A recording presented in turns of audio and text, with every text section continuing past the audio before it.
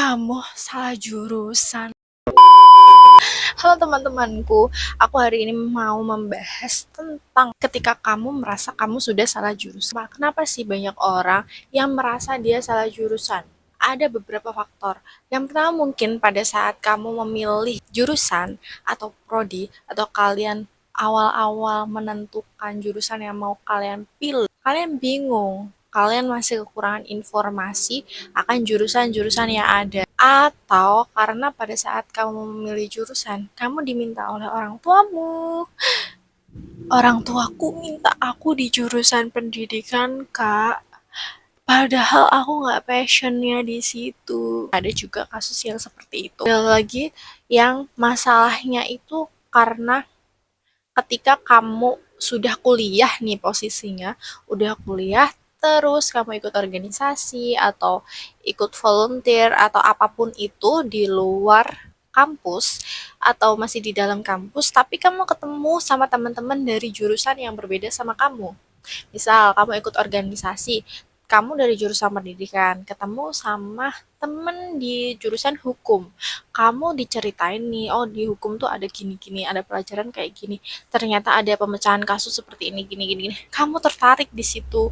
Terus kamu ngerasa, ih kok jurusanku nggak kayak gitu ya, nggak semenarik itu, nggak semenantang itu.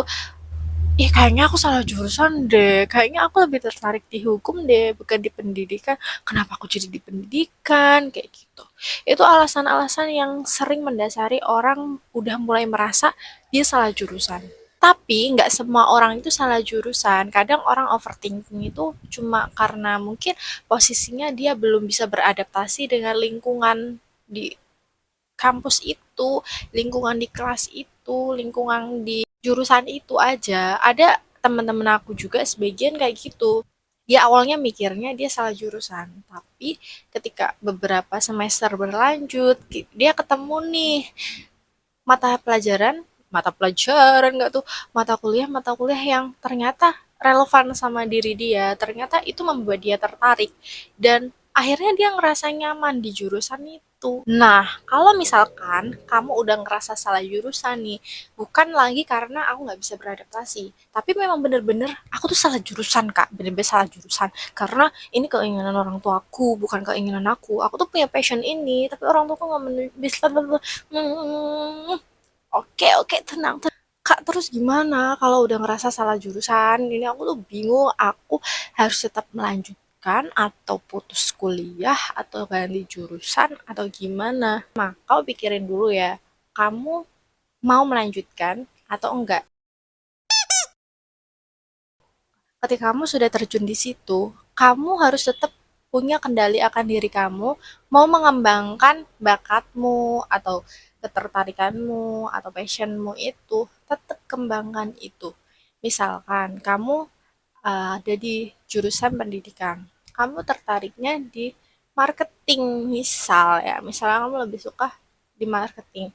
Nantinya rencananya, planning A ketika aku lulus, aku akan menjadi guru sesuai dengan jurusanku. Kalau jadi guru, aku harus mencapai apa, harus seperti apa. Pikirkan itu, di planning itu. Lalu plan kedua, kalau aku lulus tetap masih di jurusan ini, aku pengennya ambil bidang lain kalau bekerja.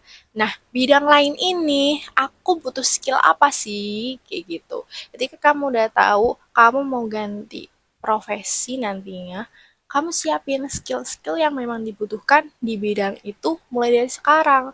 Kau planning kamu ikut volunteer, organisasi, atau apapun itu yang bisa menunjang karirmu setelah lulus nanti.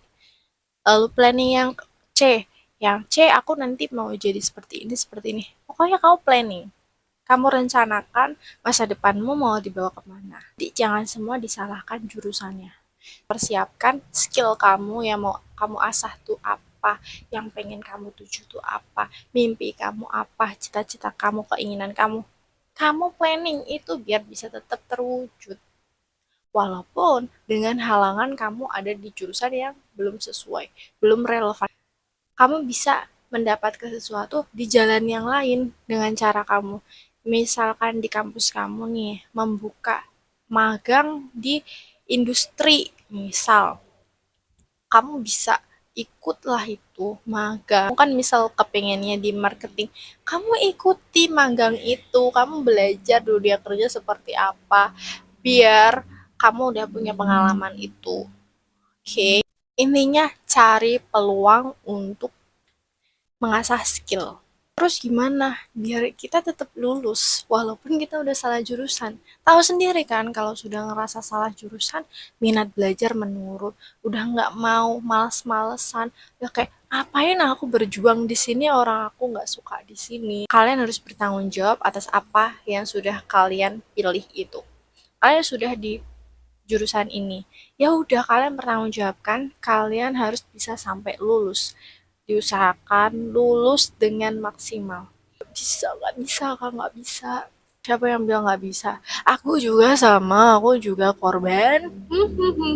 Bukan korban, maksudnya aku juga pernah di posisi itu. 4 tahun aku kuliah di jurusan yang nggak sesuai dengan minat aku. Tapi aku lulus dengan cum laude. Sombong, gak cuma aku aja yang bisa, kalian juga bisa. Dan banyak orang di luar sana yang salah jurusan tapi mereka lulus dengan predikat cum laude, dengan predikat yang baik, sangat mantep banyak. Makanya kalian jangan mau kalah sama orang-orang yang sudah lulus dan mereka tahu dia juga salah jurusan tapi mereka lulus. Itu namanya bertanggung jawab. Nah, gimana kak caranya? Caranya ya kalian tetap fokus belajar. Waktunya kuliah, kuliah. Waktu yang ngerjain tugas, kerjain tugasnya. Kalian boleh cari support system buat kalian, biar kalian selalu semangat ngerjain tugas-tugasnya, semangat untuk berangkat kuliah. Kalian bisa lampiaskan dengan cara kalian menyibukkan diri kalian dengan ikut organisasi, magang, atau acara-acara lainnya. Karena itu juga salah satu hal yang aku lakukan ketika aku udah ngerasa salah jurusan, tapi aku harus tetap bertahan, aku harus tetap lulus dengan yang maksimalnya aku bisa kasih, tapi aku nggak mau terus kepikiran dan rasa bersalah itu. Akhirnya aku ikut organisasi. Dari organisasi itu, akhirnya kan pikiran yang tadinya kosong untuk mikirin menyesal, itu udah nggak ada. Pikirannya udah maju terus, kayak mikirin organisasi, pikiran yang jelek-jelek udah kesingkir sendiri. Itu salah satu caranya dengan ikut organisasi ataupun magang-magang. Juga itu untuk upgrade skill diri untuk menunjang karir setelah lulus nantinya. Kak, terus kalau udah lulus gimana? Kalau kalian udah lulus, ya memang itu tahap yang paling berat ya. Karena kalian harus memulai semuanya dari nol lagi. Apalagi kalian kalau udah lulus baru sadar kalian salah jurusan. Itu beratnya Masya Allah tabarakallah ya besti. Tapi tidak ada yang tidak mungkin. Kalian nggak apa-apa, mulai dari nol. Memang mau ngomong udah itu mudah, tapi ya sebenarnya kalau dijalani juga susah ya. Tapi ya mau gimana? Udah terlanjur, kita nggak bisa terus-terusan menyalahkan sesuatu yang sudah berjalan. Apa yang bisa kita lakukan? Ya kita memperbaiki apa yang ada di depan kita, apa yang bisa kita kendalikan, yang mengendalikan diri kita. Kita kendalikan diri kita untuk upgrade skill. Kita pikirin ke depannya mau gimana. Kalau kita terus mikir ke belakang, kita mau jadi apa? Kita nggak akan jadi apa-apa kalau mikirnya ke belakang. Banyak sekali pekerjaan saat ini di zaman sekarang ini yang kita hanya butuh handphone untuk mengerjakannya. Pekerjaan tuh banyak jenisnya, nggak cuma yang bekerja secara fisik aja. Ada yang bekerja secara fisik, kayak misal kalian kerja di pabrik ada. Terus ada yang kerja secara pikirannya, ya yang dikuras, misal kayak bekerja sebagai staff atau corporate atau apapun itu. Lalu ada yang bekerja secara kreatif. Kita bekerja misalnya kalian jadi konten kreator, bisa nulis buku, kalian suka nulis, kalian bisa nulis, coba apply yang bagian nulis-nulis. Teman-teman, nggak semua orang sukses itu jebolan dari jurusan awal mereka.